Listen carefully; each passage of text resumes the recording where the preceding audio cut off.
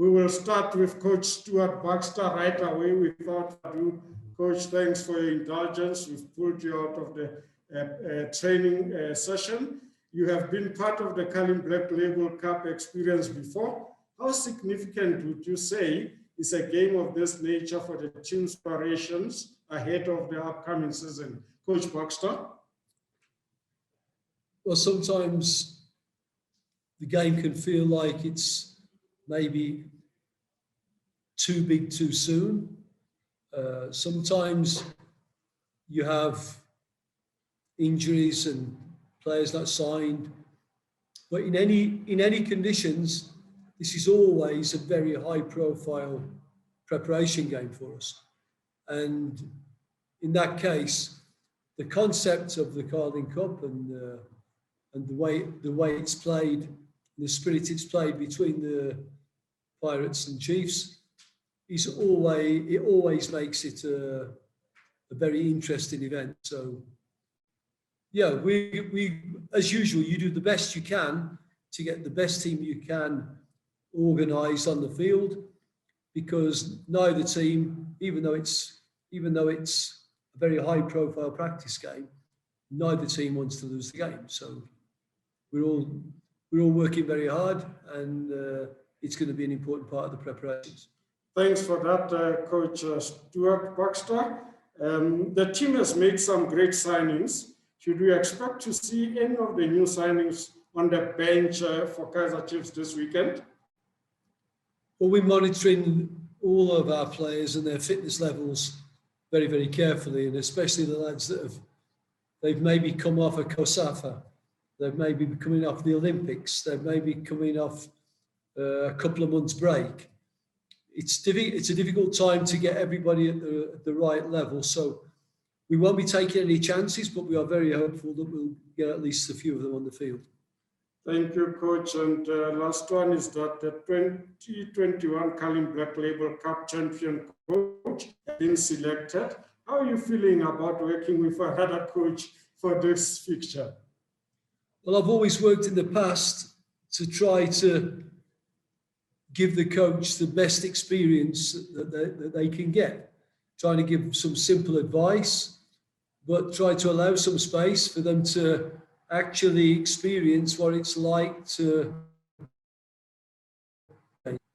We'll do that the same, and the players, it was with me last time we did it, and the players have always been superb with the coaches. They find that nice balance between challenging him and supporting him. So I think it's never been a problem before, and I don't expect it to be an issue now. Thank you very much, Coach. And now we're moving over to Captain Itumeleng Khune.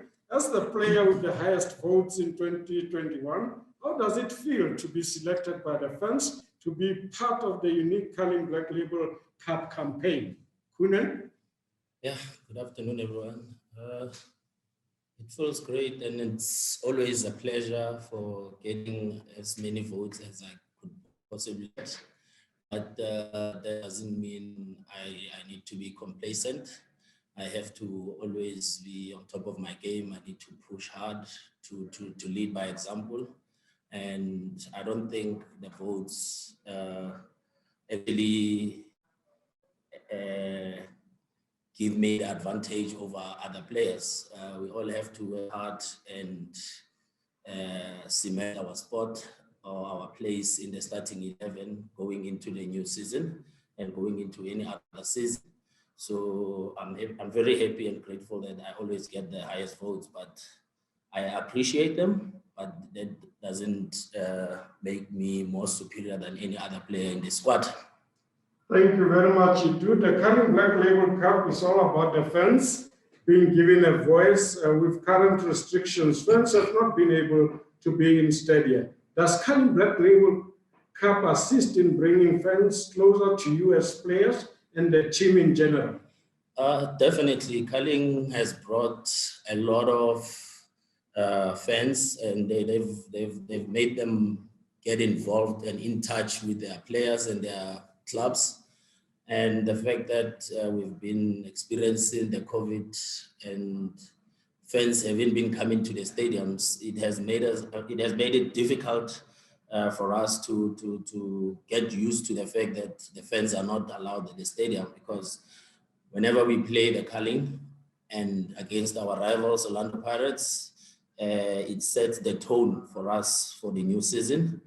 And this season, I think it's going to be different, because since the COVID strike, we've never played under the support base that we always have at any stadium or at any match. It has made it difficult for us who are used to packed stadiums, but we got to adjust. And what's important is us going into the match, play good football, get the positive results, and send them a strong message to our oppositions that we're going to face in the new season. Itu, you have featured in 6 of the 8 Culling Black Label Cup games, and you have been privileged enough to meet and interact with the champion coaches. What words of advice would you give to the 2021 Kaizer Chiefs champion coach, Morena Mufokeng? Yeah, all I can say to Mr. Mufokeng, or Coach Mufokeng, I should say, you will be warmly welcomed in the Kaizer Chiefs family.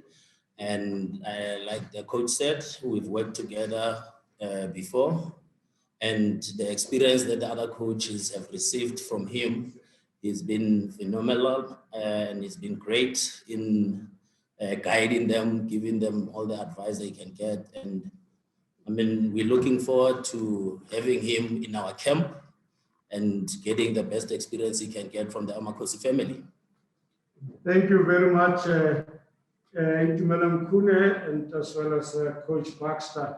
Now is the time to go to members of the media and to check what members of the media are asking.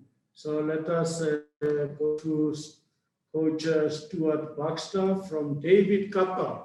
Can Coach Stuart Baxter please give us an update? Which players are sidelined and won't be available for the game? We have quite a long list. Obviously, the ones that are long term, have been out for a long while. Is Lebo Manyama, Leo Castro. Those are definitely out. Zulu's out. Zuma's out, sorry. A couple of players have left us. We have Karma went down today with some sort of flu. Obviously, with present conditions, we're testing. He's gone home and we're testing carefully for COVID, etc. We have Sia that's gone down with a hamstring injury. So the list is long. The list is long, and we won't really. Samir also is recovering from a knee injury that we've been treating. He's trained today, but we need to assess him tomorrow. So there are a lot of players that will not be included.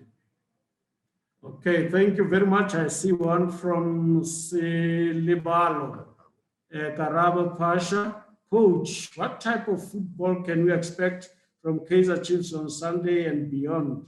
There is technically good players at Chiefs. Can we expect a different ball game and not Route 1? I have to say, I don't remember any time in Kaizer Chiefs history where they played Route 1 football. So I'm guessing that you won't see Route 1. We have some technical players. South Africans by nature are technically adept. That is not the weakness in the armory. Now, to make that technique efficient and to make that technique a winning technique and not just an entertaining technique that loses games of football, that is the challenge I think that all coaches face in South Africa. We'll do our best to find that balance. We want to play a football that the supporters are proud of, and we want to get results that our supporters are proud of. So we work very, very hard on our attacking play. We work very hard on our defensive play and our transitional play. The modern game is about movement and skill and speed. So that will be the basis for our game. But my job is to make Kaizer Chiefs a winning team as well as being an entertaining team. There you go, Karabo. I see Mazola is also appointed a coach. Mazola Molefe here. The club has bolstered up defensively. Is the attack going to be a priority before window closes? And have you made a decision regarding the captain? Regarding the captain, that'll take a little bit more time. We have a club captain, he's sitting next to me, who's always looked upon as being the skipper. When he plays, he's obviously captain. So, but if Itu is not playing, we will have a captain that will be a team captain in that case. We've signed a couple of centre backs. We've signed a couple of full backs. We have options there. We have Leo Castro that's out, probably going to be out for another 16 weeks. Lebo Manyama's coming back. Samir, we're hoping he's going to be a clean bill of health now to kick on. We're always looking in the market, even if it's only in the event of. But at this moment in time, we feel that the attacking options that we have, when we get everybody in, when we get everybody fit, then we'll make a decision if we need to be active, or we can just make let's say contingency plans. So I think at the moment, once we get everybody fit, we can make a more definitive decision on that one. Thank you, Coach. Itu Fumulemo is asking, how does it feel to sign a contract extension? And would you say this will be your last contract at the club? I think the club will decide on that. But I'm really grateful for yet another opportunity that I've been given by the club. And I think we've got a great goalkeeping department and a great goalkeeping coach. And I think he has made it clear to us that we're all number ones and we have to fight for the number one spot. And we've always had a healthy competition and no one is guaranteed a starting berth. So we're all going to earn our place in the team. We're all going to support one another if you are not playing, because we are not only doing it for our own benefit, but for the club's benefit. So we're going to help the club to achieve the goals that we've set for ourselves. But I'm very grateful for a new contract, but I don't know whether it will be my last. It will depend on what I still have to give on the pitch. Can I just have a little jump in there? Yes, Coach. Itu has had an absolutely amazing career so far.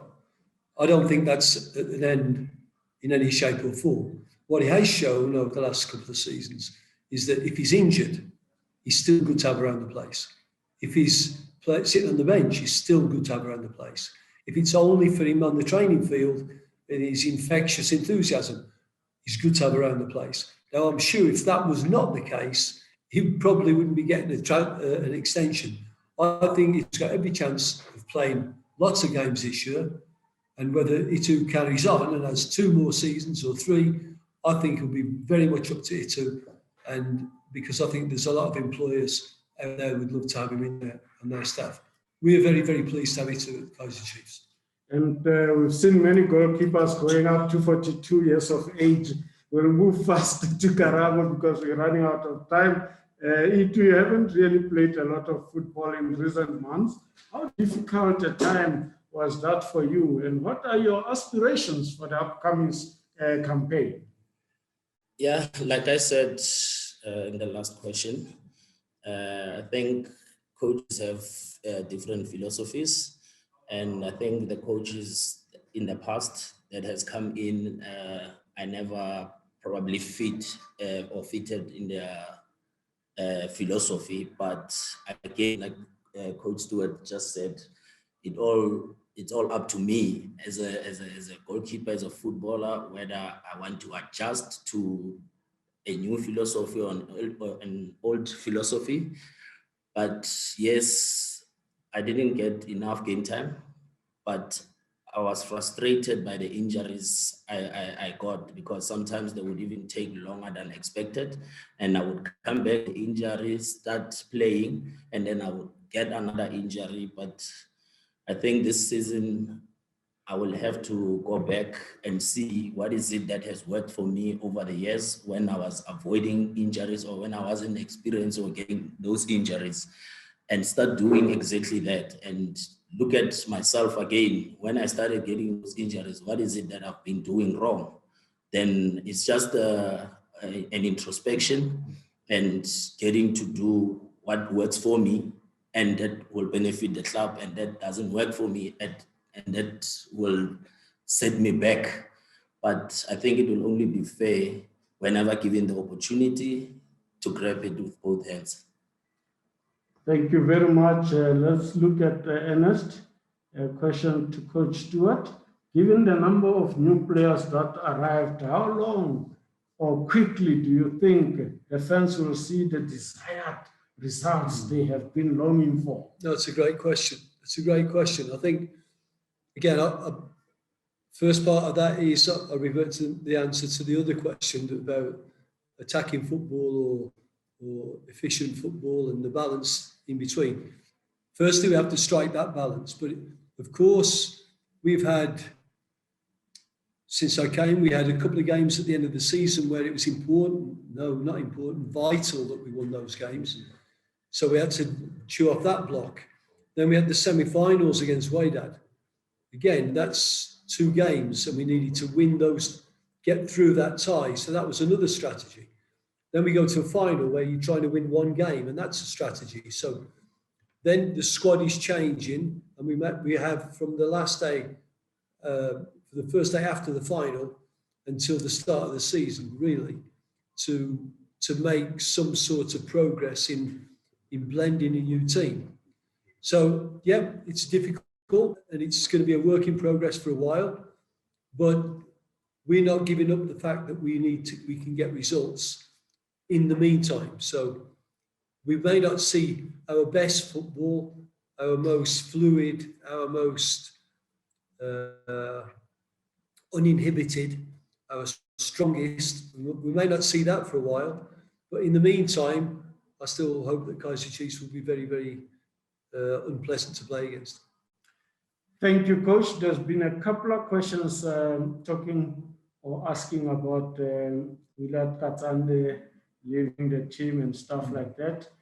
So I will not go through all of those questions because we are in a Carling Cup press conference, but I want the coach to just give his views about Willard ending his career at Kaizer Chiefs, and Itu also will say a word or two. Yeah.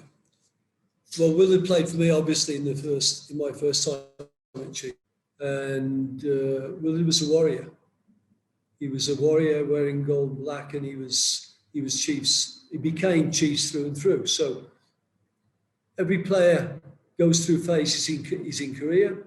Itu's sitting next to me. He's been through phases, and you adapt to that phase. Alan Shearer was a player he was quick and he was dangerous up until he had a very bad injury, and then after that he became very clever in the box, very strong at holding off defenders. He adjusted. Now, Willard went through those phases and Willard adjusted. And at some point, players say, well, my role is such that I don't really want to do that. I want to move on. Now, Willard's role, I'm sure that he will have a role with Kaizer Chiefs in the future because he's been an icon of the club. The same as the day that Itu wants to hang up his gloves, I'm sure that there will be a job for him at Kaizer Chiefs because he's an icon of the club. So Willard has been a warrior for me. Personally, he's been a great player for me. And I think he's one of those players that can be an example to other South African players because he has made himself into a player. He's not the most talented player in the world. He wasn't the most gifted player in the world. Things didn't come easy to Willard Katsande. He made sure he learned the game. He made sure that he did what he was good at. And he made a very good career out of it. and he will always be an icon of this football club. You do few words about your work with Willard and now having to end his career at Kaizer Chiefs as a player. I fully agree with the coach. Willard was a warrior, and Willard was a soldier that we could always count on. Even when the chips were down, we knew that we could always count on Willard. Willard was a great soldier. He was a hardworking player on the field and a very humble person off the field. And I remember the first time he came here, he had a stiff competition against his countryman, Tinashe Ngomasha. And you know what Tinashe Ngomasha has done for the club. But I think Willard surpassed that by his work rate, by, you know, if I'm taken by the number of matches he has played, I might be wrong, but he knew who he was replacing, and he wanted to write his name on the history books of this great institution. And I salute Willard. I salute what he has done, what he has contributed, and for him to be able to be given a nickname such as Salt and Vinegar, you know you can always count on salt whenever you eat. So you'll have to sprinkle some. So that was him. He got so many nicknames along the way, but he didn't take any prisoners on the field.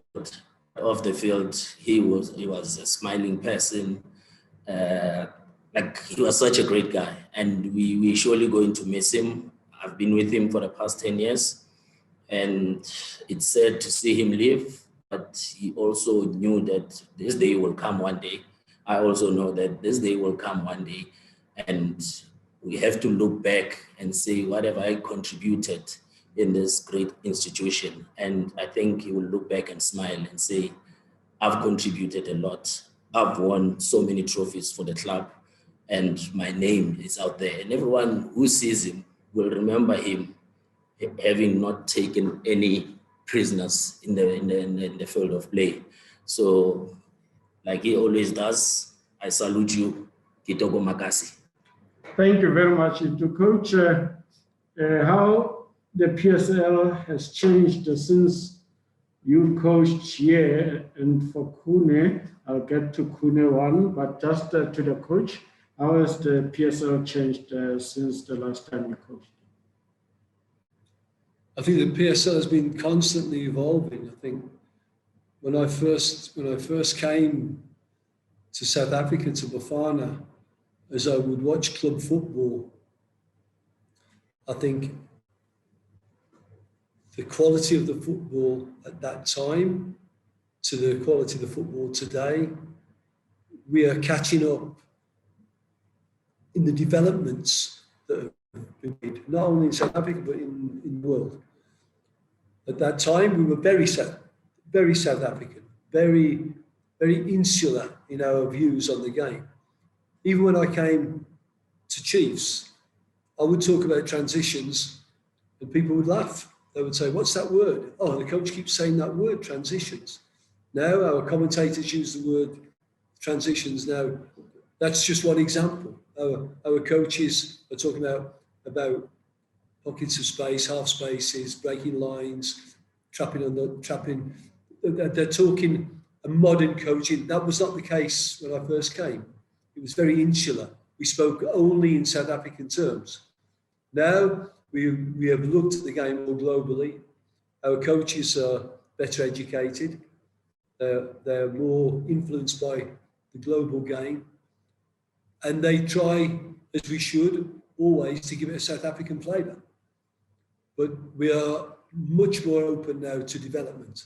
And I think that if it continues like that, if the players stay open to that development, if the players have a professional attitude, if the club's organisation goes hand in hand with that development, then I think that very quickly we could be entering a golden age of South African football, which is obviously the ambition of everybody involved.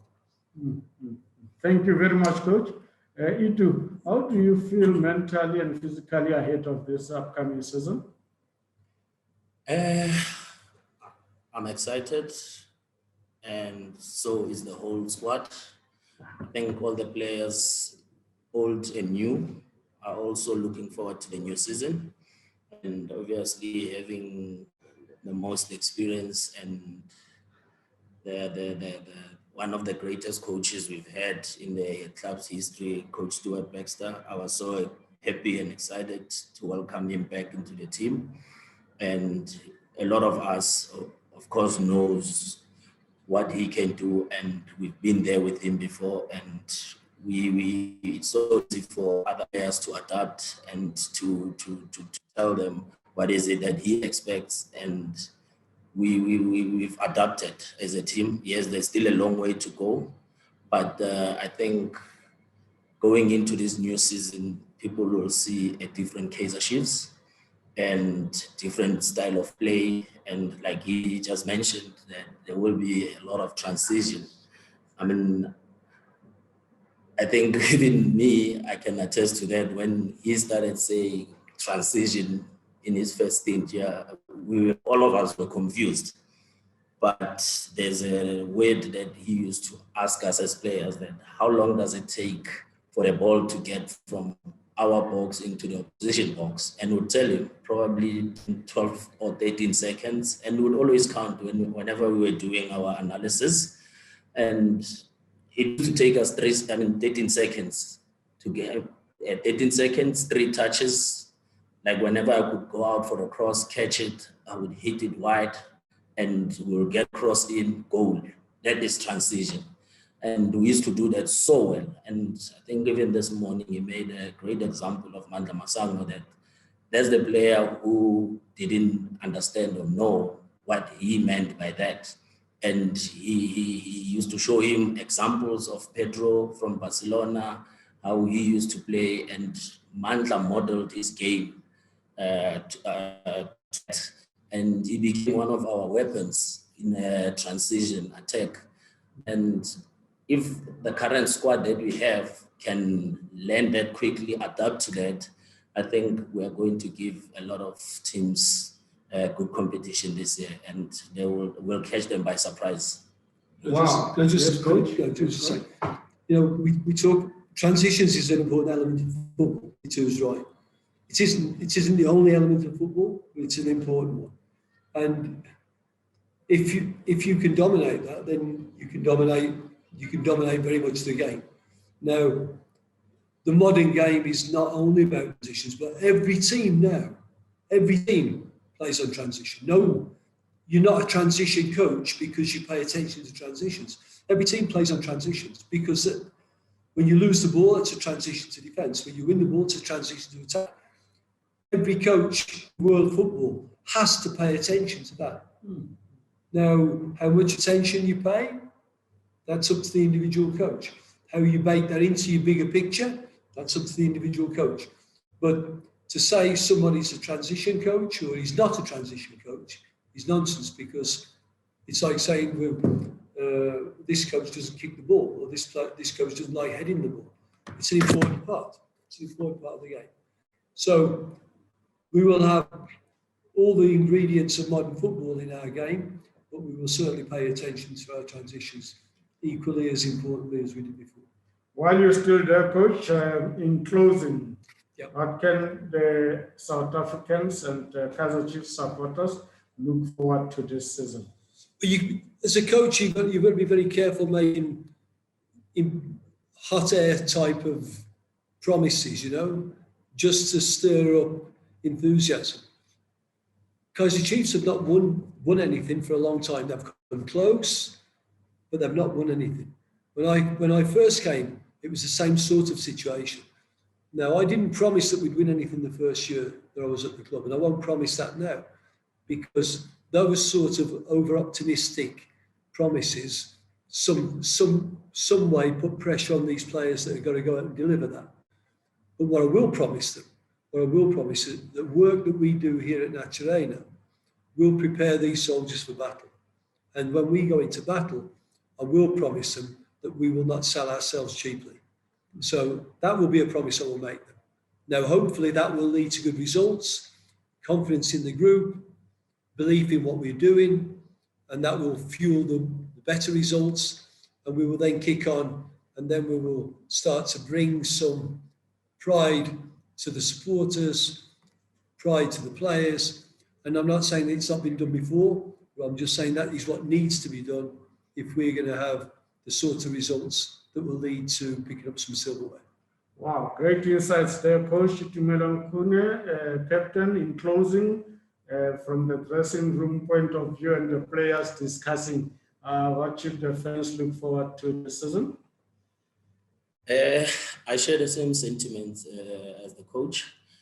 I don't think we'll be doing justice to ourselves for making promises. And for the past season, we made promises, but we hardly delivered. So this season, we have a different approach. We have a different mindset. And all I can say is the fans have been patient and we appreciate, but we will deliver. Surely we will deliver. And we don't want to be promising too much, but all we can say is we're going to play great football.